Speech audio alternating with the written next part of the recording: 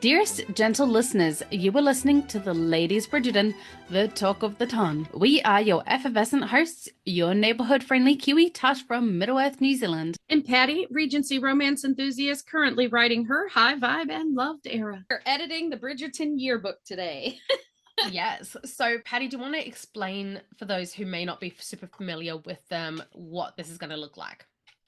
Okay, so the best way to explain it is kind of like from the press tour when they played Most Likely To.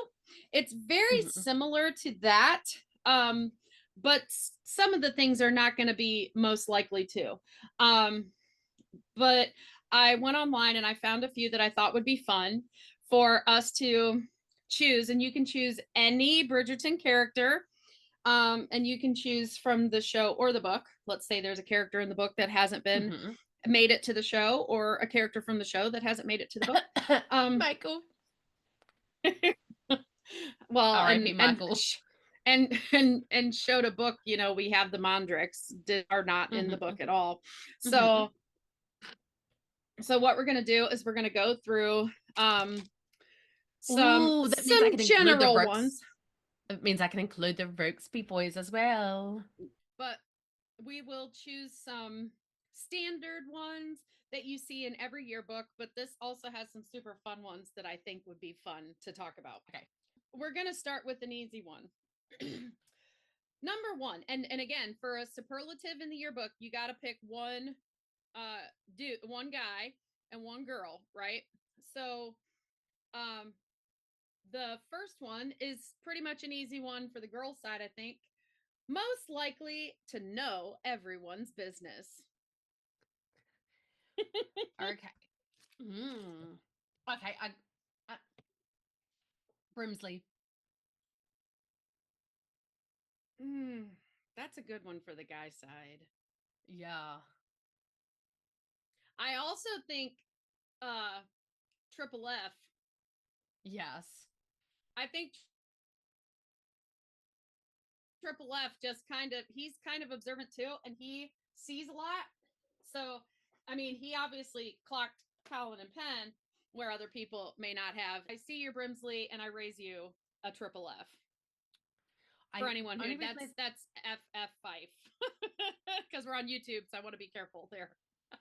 The only one that I can think of that outside of that, the only reason I think Brimsley would know more than him is purely for the fact that I think that he actually attends more societal functions and hears more of the goss through the Queen, because he's not leaving halfway through to go get plowed somewhere else. You know, he's not going off to White's and whatnot. And I honestly think that Brimsley probably reads Whistledown before the Queen does, mostly because he needs to prepare her. Yes. And I also think that Fife, on the flip side, knows more of the single life gossip than Brimsley would, because Brimsley's not out at White's. He's not out at Mondricks. He's not hearing what's going on amongst the men, the gossip amongst the men. And I think men gossip just as much as women, just in different ways. Yes. They talk, but they think their talk is so more important. I think they've got the flip side. Brimsley's got more of the any guys who are openly seeking women and or the debutantes and like the mamas, but Fife has the underground gossip. The underbelly. He's the man on the street of Bridgerton. Yeah. He's your man on the street, goss. And of course, the easy softball here on the lady side is Miss Penelope Featherington / Bridgerton, Lady Whistledown. And then on the flip side of that would be Lady Danbury. Portia likes to think that it's her, but Lady Danbury 100% knows so much more, because not only does Lady Danbury hear all the gossip, but she's also astute, whereas Portia observant. Only hears the gossip, but she's not astute at all. Correct. Next one, and this kind of plays into the other one. Best at pretending to know what's going on. And on the lady side, even though yes, Anthony, Sorry, Anthony. Yeah. And on the ladies' side, I'm going to say Hyacinth strictly for her stepping up and trying to play hostess in the drawing room with when Sir John came in. Like, she was ready to dive right in, and she was faking it until she made it. So I totally give that to her. Okay, so females on my side, I'm going to go with our famous puts it where she's a married woman. She pretended to know what a wife does for almost 2 years. She's saying, Albion and I lie together quite frequently, like she's literally saying all the right things, and she had it's so close. And she's condescending. She's condescending to Prudence so bad, and then she's like, and sets himself where? That like is so she true. Honestly, like up until that point, she has said so many like vague references that you think, oh, yeah, definitely. They've done stuff. Yeah. Yeah. Well, I mean, Albion done stuff. It was just in his pictures. with no help. Just kissing. I mean, she's pretty gorgeous. True. I mean, Albion knows he's a lucky man. He's got himself a beaut. Poor little dude. That's hilarious. Okay, who is your man? I'm gonna say Colin. Obvious one. Well, and I'm gonna say Colin. Not because like I am a proponent that he is clearly intelligent, but I think that he and Penn have had a communication issue for so long that he thinks he knows what's going on, and he's acting like. But there comes a point in time where he's spiraling because everything he thought was not what he thought, and he does such a good amount of pretending to know everything that's going on at that point.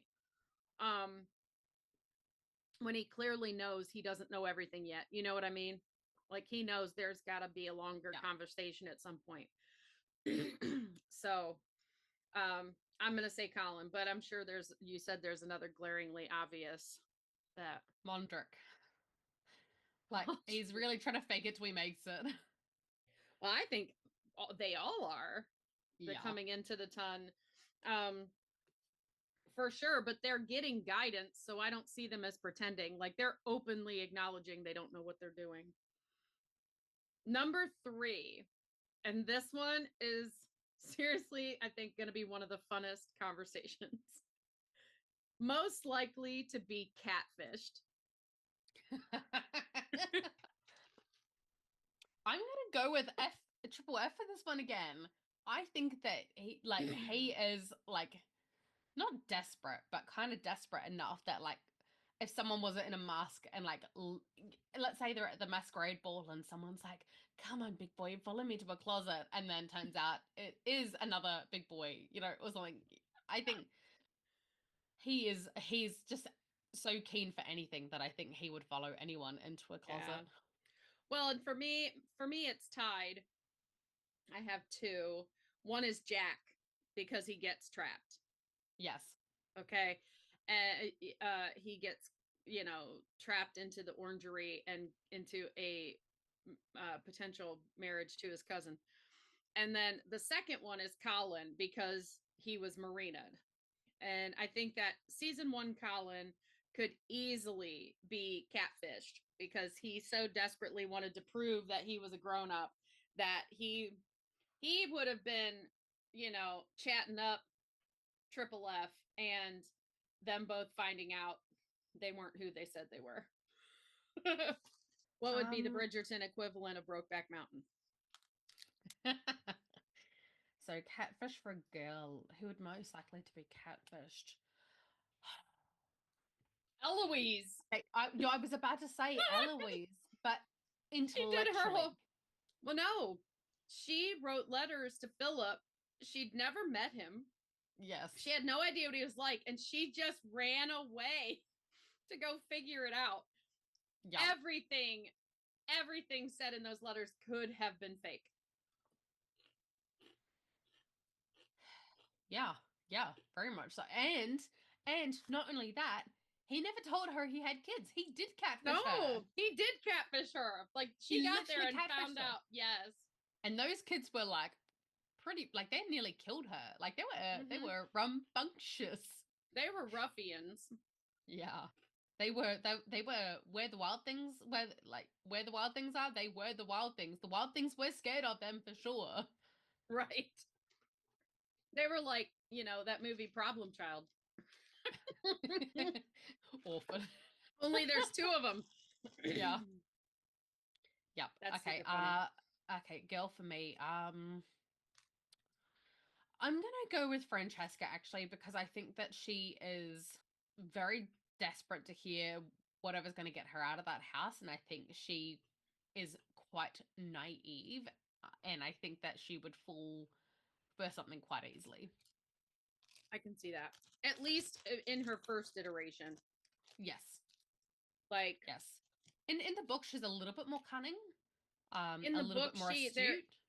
in the book, she loved John. So I don't think it was a catfish situation. I don't think book Francesca would have been the same. No. No. But show Francesca, yes, she wanted to get out of her house, so I can totally see that. Best friend. This one's hard because they are all morally gray. Lady Danbury. She's a stan. She takes care of herself, but not at the cost of it costing you anything.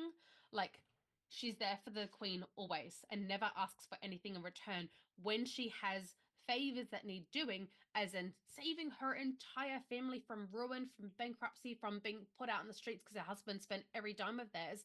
She did not go to her friend and ask for a favor in return. She sorted out her own problems, proving to the queen that she was a true friend because she wasn't just going to use her, even though the queen would never see it as using, but Lady Danbury would. She didn't want to abuse the friendship that she had, knowing that the queen needed to have someone in her corner that she felt was truly there for her friendship, not for what she can do for her.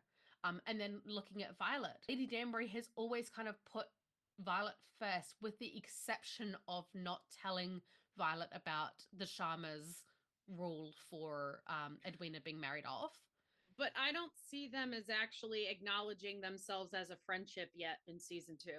I think they were acquaintances and they were longtime acquaintances, but I think that their friendship truly developed by the end of season 2 into Queen Charlotte. See, I kind of felt that it more developed at the end of season 1 when Daphne and Simon finally had kids and they got to bond over being grandmas together.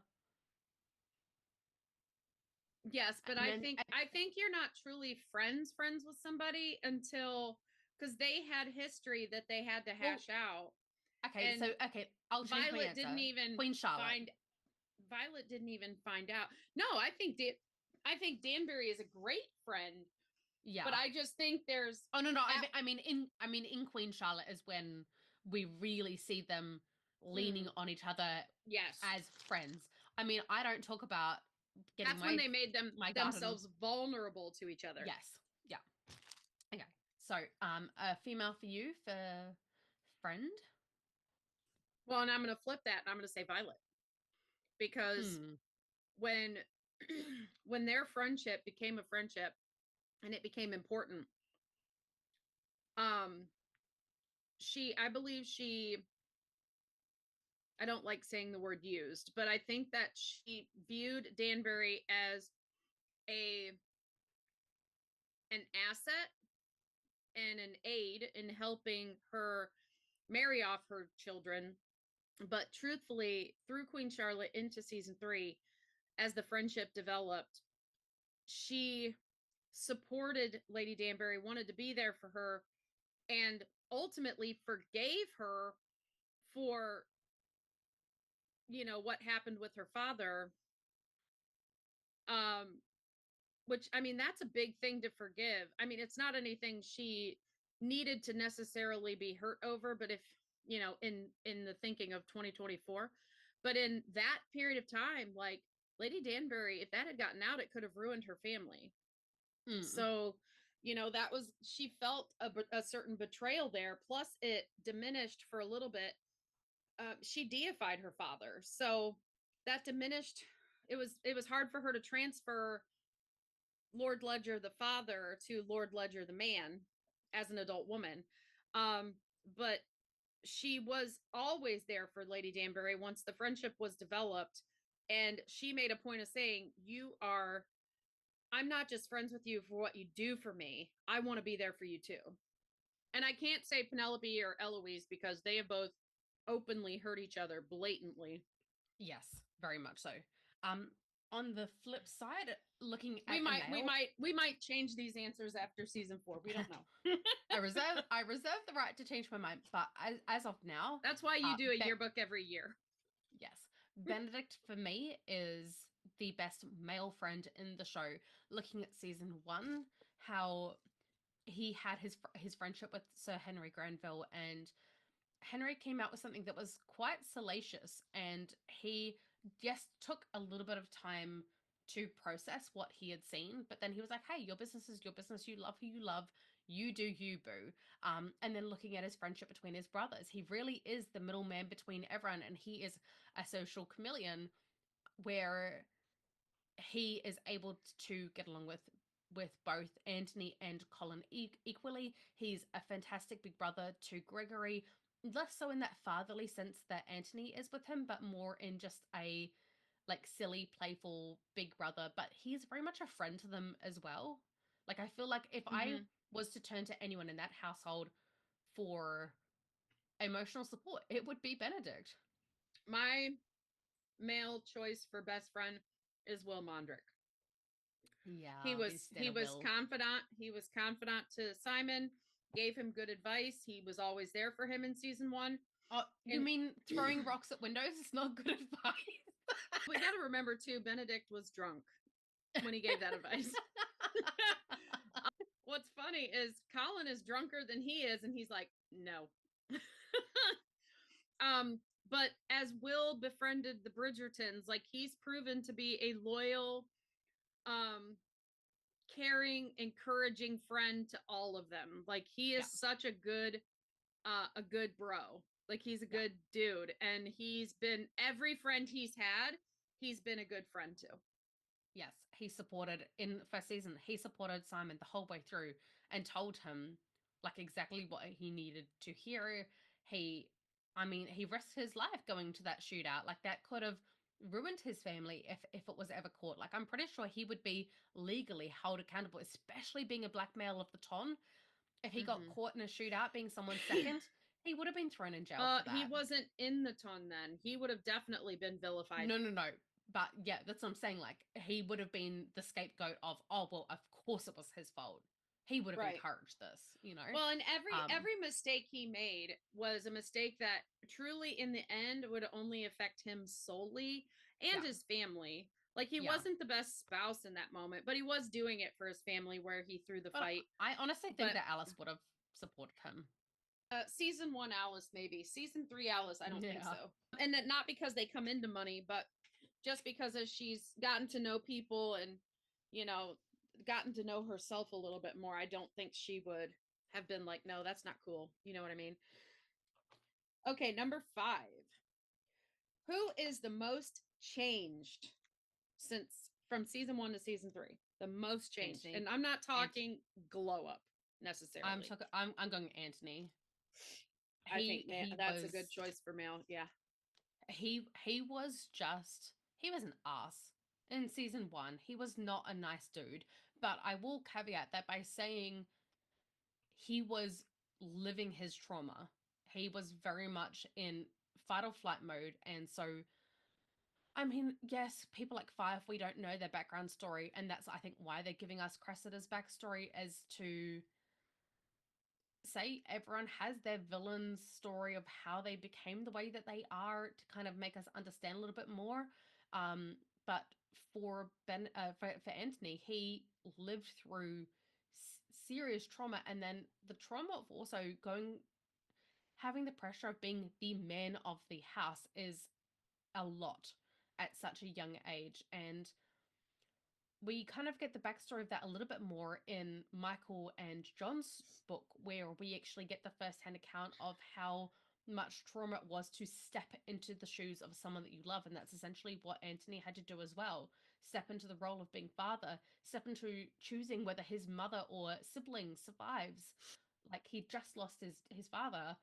So as much as we don't like him in book one, I think, sorry, season one, I think the book explained a lot more of his backstory and his fears and why he was the way he was. And I think that the trajectory at that point for his character was slightly different, where in the books, his dad and his uncle and his grandfather all died in their early to mid 30s. I think his uncle might have been 34 to 37. His dad was about 35 from memory. They all died at a really young age. And he had this abstract fear that he was going to die at the same age. And so he never wanted to marry for love. He wanted to marry someone, bear his heir, and then die. So he didn't want someone to have the pain that he'd had his whole life and watched his mum have. He just wanted to marry someone, bear the heir, that's his duty done, and die. Which makes a lot more sense for his personality and the way he acts in season one. Get wed, bed, and bread. Yeah, wed, bed, and bread. Yeah. Yeah. Well, and then I guess that's going to become, and this is pure speculation based on inference of looks between people, but my most changed, I'm going to go with Lord Cho, because Lord Cho is the man that spatted that wed, bed, and bread line. And then he actually, when his betrothal is announced, when the bands are announced for him and Emma Kenworthy, he is looking at her like, it's endearing. It's an endearing look. So I think that Miss Emma Kenworthy, you know, found a man that she could be a queen for, and he would stand up and become his divine masculine or whatever for her. And he became a changed man for her. Like in this season of, you know, when you love someone, you want to become your best self for them. We see that happen with Lord Cho. And I mean, we see it happen with Colin too, but I think Colin had those virtues qualities in him already. He was just honed them and grew them for Penelope. Like, they were already there. Lord Cho was straight up a rake. He was a cad. Same as Anthony. And because Anthony's isn't just limited to like how he is with his wife, it's how he is with his siblings. We see from season one how he treated Daphne on the market, you know, trying to marry her off to Lord Burbrook of all people, to season 3 being like, I want the best my sister, you know, I'm gonna let my mum do her thing, I'm gonna trust in other people to, and he trusted Francesca. Yeah. Well, and he trusted Benedict. And I think this was his way of moving away from that super masculine, toxic alpha male role of, I have to be everything to this family, to, we are a family, we can raise each other up. We can, where one has a shortfall, we can lift the other up. And I think he was finally realizing we can do it as a family rather than it all being on my shoulders. So we see how different he is as a brother, as a son. The difference he has in relationship with Violet is beautiful.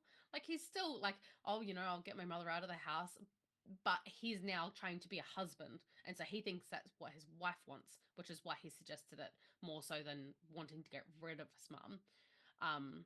So I think we see the biggest change in him, and we actually see his personality coming and shining rather than his trauma. Yeah. So who's your lady? Females. Ooh. And honestly, I think this is the show character only. I'm going with Violet, because when we see her in season 1, she is incredibly obsessed with the family's standing. She wants the best matches for her kids. Yes, she wants love matches, but she still focuses on title for the daughters. Yes. And things like that. She is, you know, she is a gossip herself. She spreads some gossip and acknowledges that this is what women do, women talk. But I think by season 3, she's keeping a lot more things quiet. She's not wagging her tongue to a lot of groups of people in season 3 as she had been more in season 1 and season 2. Just, I mean, announcing her son looking for a wife to the whole room the way she did was pretty bold as brass. But I just, she is possibly ready for a second act. She's matured herself. Like, she's mourned, she's grieved, but she's come through that, and she's developed friendships and she's been able to see that she's still a woman aside from being a mother, and she's still a mother and a friend aside from being a pillar of society. Like, society stuff does not become as important to her, and she's able to develop much deeper connections and deeper friendships and deeper relationships with her children because of that. Okay, so I'm going to go sidestep for this one, and I'm going to say Queen Charlotte. From Queen Charlotte to season 1 or 3, where the original Queen, like in the flashback time, The early years, the early years to now, she is the most changed. I think that losing George hardened her shell, and we see her go from being so fiercely protective and loving to being honestly quite a cruel mother who cares not for anyone's feelings except for her own. Like, even the way that she just, and I know it's from a place of protectiveness, but we don't know that when season 1, 2 and whatnot airs, and how callous she could be. Is the king dead? And it kind of gives us the impression that it was not a love match, but a forced marriage, which it was, but it was both. I think that she hardened her shell. She let the armor rust in loving him and losing him. She let that trauma rust her armor too much, and I don't know if there's enough WD-40 in the world to make her limbs move again. I'm just thinking like she's like the Tin Man from Wizard of Oz. Yeah. Okay. Yeah. Okay. She's in there. She's trying to get out. I want to throw one out there. Most changed from their book character. Male, I'm going to say Benedict. Benedict was kind of douchey. And Benedict in the show is so full of love and so full of life and an offer from a gentleman. He's more like season 1 Anthony. He just can't love her, can't put her in that role because of who she is and where she came from. And he can't see that him offering that is insulting to her. To him, he thinks it's a glow up for her, but it's insulting to her, and he can't see it. I'm raising you up in society. I'm going to take care of you. Which is why I'm interested in how they handle that challenge with actually season 4, because how do they make the Benedict we've come to know and love in the show be that guy? Well, I actually think that we are going to get a lot of Footman John in next season. I think he's going to be quite a main character. So I'd actually love to get Footman John on our pod before he glows up, because I think he's going to have a big glow up next season, because they're going to be focusing on the help a lot more, the downstairs. And Footman John has been a very clear favorite background character for a long time. So I think with getting rid of the Finches, I think they're kind of, the Finch and Denkies. I think that's because those background kind of characters who are going to aid into the comic relief is going to be coming from the downstairs. Yeah. I think that. So I think they're going to really lean into Footman John, knowing how much the fandom love him. What does that have to do with how they play into Benedict? Because my question was, how do they take the challenge of the Benedict we know and love becoming mistress, asking, I can't. Sorry, my brain tangented from that. What I meant was more so, I think we're going to see a lot more of the mental state of the help. Most people should know just how unglorious roles like that where you're cleaning out chamber pots, you're cooking, you're cleaning, you're doing polishing shoes, buckles, and depending on what family you work for, they could either make those tasks a hell of a lot more uncomfortable or not. very much who you work for determined what made or broke you, sort of thing. And I think that is also going to play into how it's going to play out. So I believe that Sophie will be working for Violet still, based on what we know of season 4. So I don't think it's going to help Benedict, but it's going to help us as viewers understand it before he does, which is usually what they do. Like, as viewers, we understand a lot more than the characters themselves, because they're not experiencing both sides of what's happening. Male. My brain only thought female first. Female most changed from the book for me is Penelope. Penelope in the book was very reserved, very quiet, very meek, very mouse-like, very wallflower. And her whistle downs were not as acerbic and not as salacious. Yeah. No, they were more just what she was seeing. There weren't so many barbs involved. I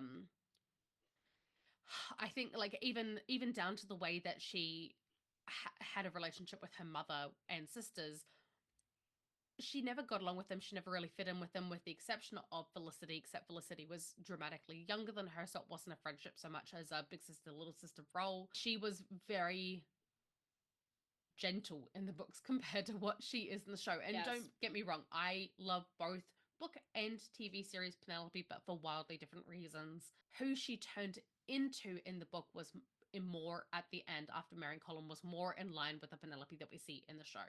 A little bit more outspoken, a little bit more confident in sharing how she felt, rather than just the barbs being in her head.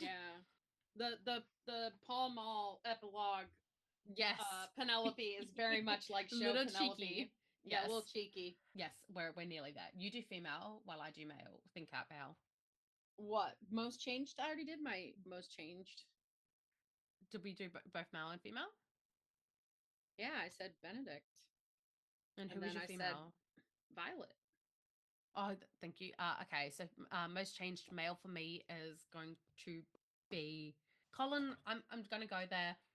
He was also an ass in the books. The way that he treated Penelope, the jealousy, the rage. I mean, we get little tidbits of it, but I do not believe for a second that they would ever have the TV series of Colin physically manhandle Penelope. Well, and I hope they continue that, because all the men in the books were a little bit abusive. Yes. So I'm hoping they continue that trend in the show of having them be less abusive. I think I will really, really struggle if I see or hear Sir Philip Crane beating his children after the Eloise incident. I think I will have a extreme visceral reaction to if I hear or see that happen, because we don't see it happening in the book. We just hear Eloise hearing it happen. Yeah. So since we're almost to the end of our time, the last 5, I want to do rapid fire. Okay, go. Okay.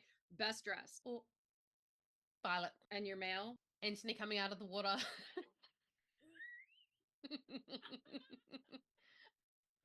Okay. I'm going male, Colin, season 3. Yep.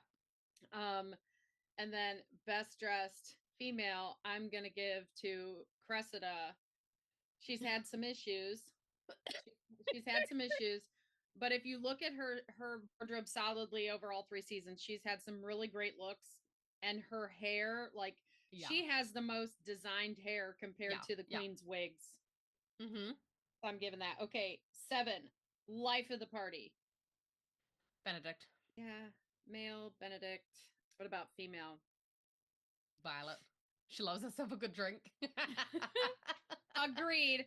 But I'm also going to give it to Daphne season 1, because she made the rule book almost. She took that rule book and she could have, if her and Penelope teamed up and made a female playbook. Oh yeah. Just like Barney's from How You Met Your Mother. They'd make a bestseller. Yeah, bestseller. Right. Okay, 8, best hair. Cressida. And I'm going to go Queen, even though hers are wigs, it's still hair.